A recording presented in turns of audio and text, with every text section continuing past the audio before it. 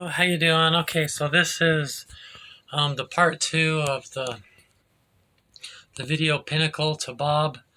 Pinnacle, of course, is where Rasta started in the early 1930s with Leonard Howell, and then Bob, as in Bob Marley.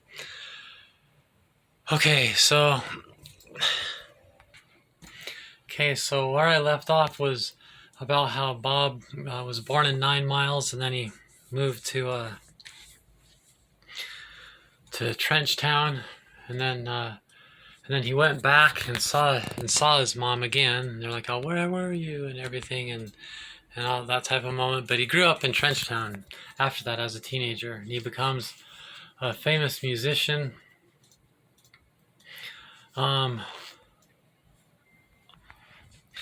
so the thing still to mention is just who Bob is as a Rasta. So of course I just went over how Rasta means. My hand's tired. It means branch, because there's many branches of Rastas, many Rastas. So which Rasta did Bob Marley belong to? He belonged to the 12 tribes of Israel founded by the prophet Gad. A lot of the famous reggae musicians belong to that. They're different because they believe that Herbert W. Armstrong is the Elijah that prepares the way for Haile Selassie.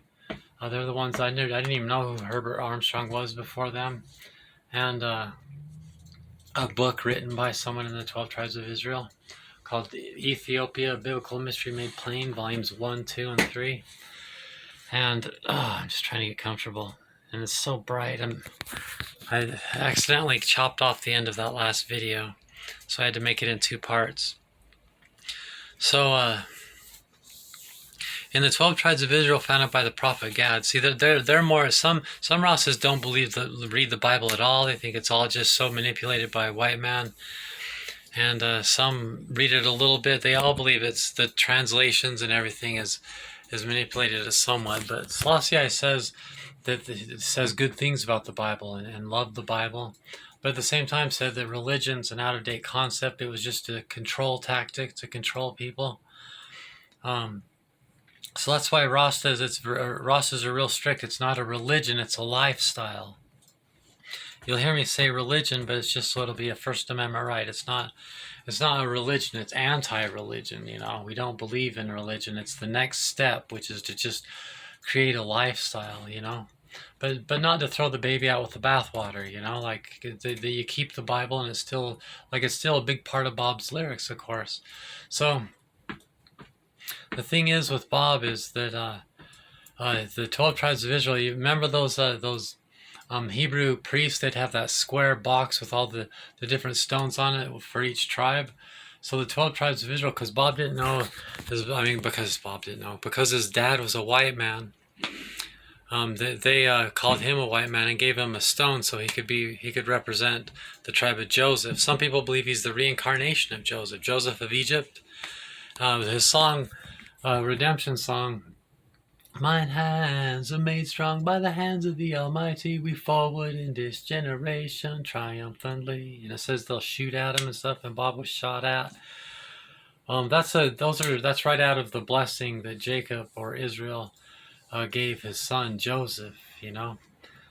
So Bob Marley represents Joseph. I don't believe he's the reincarnation, but he just represents Joseph, and kind of is like your ticket and authority into Rasta as a white person, or as just anybody,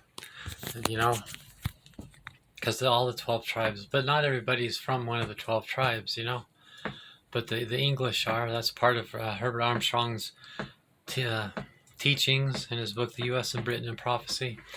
So, before Bob died, he got baptized and became what they call a Christian Rasta. A Christian Rasta is someone that gets baptized by water. He was baptized by water. There's an interview on YouTube of the priest of the Ethiopian Orthodox Church that talked to him, and it made some Rastas angry that he would do that. But but about talks to him about how he got baptized and stuff. And he took a new name, a baptismal name. Berhane Selassie is his baptismal name. And of course, Bob was like the early Rastas were polygamous. Bob was a polygamist too. He had many wives and many children from many different women. But nowadays, the Rastas don't believe in that. They say what you make can brook, meaning, when you make yourself to something, then it can break. So if you get married, it's just like dreadlocks. They're this big commitment, but then you can shave them off and they're gone. Those are the right kind of commitments because you don't know who you're going to be in the future. So they're not. Some of them are not. It depends. So Haile Selassie got married, and had a successful marriage.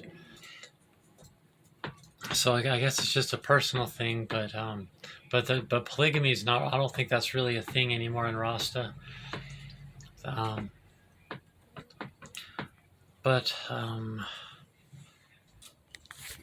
Something a lot of people might not realize, the album cover of Confrontation was done by his buddy.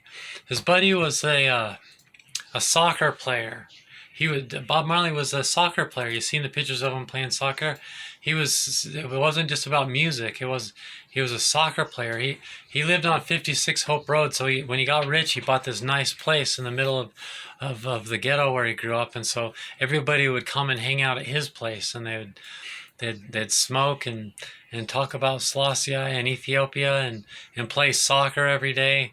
In the morning, they'd go on a 5-mile jog, and Bob would lead the thing. And they'd go to the market, and it sounds like they had a flexitarian type diet. They'd mostly vegetarian, but they would get fish and eat fish but I guess he was really good. His friend was a professional soccer player. He was really good at soccer. And an athlete. There's a message with Bob's life and how he died. He died of toe cancer because he had a soccer injury and he hurt his toe, and then the doctors said, we're gonna have to amputate your toe, and he didn't want to because that'd be like dismembering one of your dreadlocks or part of your body, and so he chose not to do that, and then the cancer grew, and then later he did do chemotherapy and did take the steps. I don't know if he ever cut his toe off, but he changed his mind at the end, but it was too late. At the very end of his life, what looked like they saved his locks and they wove them together and made a wig. So he actually, he lost his hair, and it was a kind of a harsh ending. One heartbreaking moment was that he saw some of his friends, I believe they were smoking crack, if I remember, in the name of Selassie, like he would cannabis, and it just broke his heart, and he just kind of crumbled to pieces and died of cancer. I think the message is that to every season there's a time and a place. There's a time and a place for going with herbal medications and not using drugs, but using just cannabis and the things that Jah gave us and things like that. But there's a place for the medications and the surgeries too.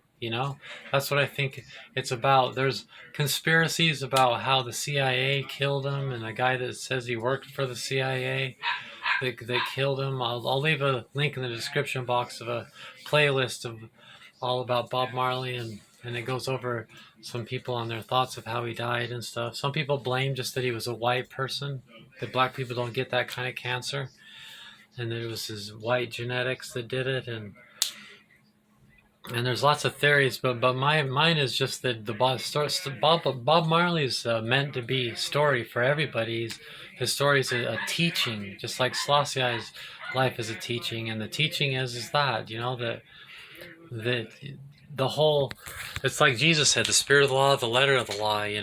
The whole going with herbal medications and doing the natural thing and all that.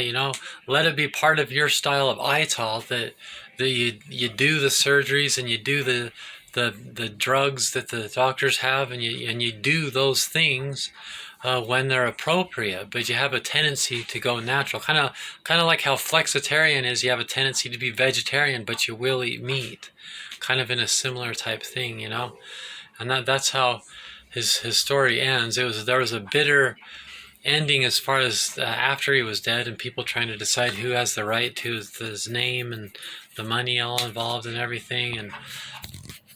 And that book, Catch a Fire, goes over that. But I don't get into that of any of my favorite heroes, the gossipy side of things. I just am interested in the message as Bob presented it, which is mostly his music and the messages therein.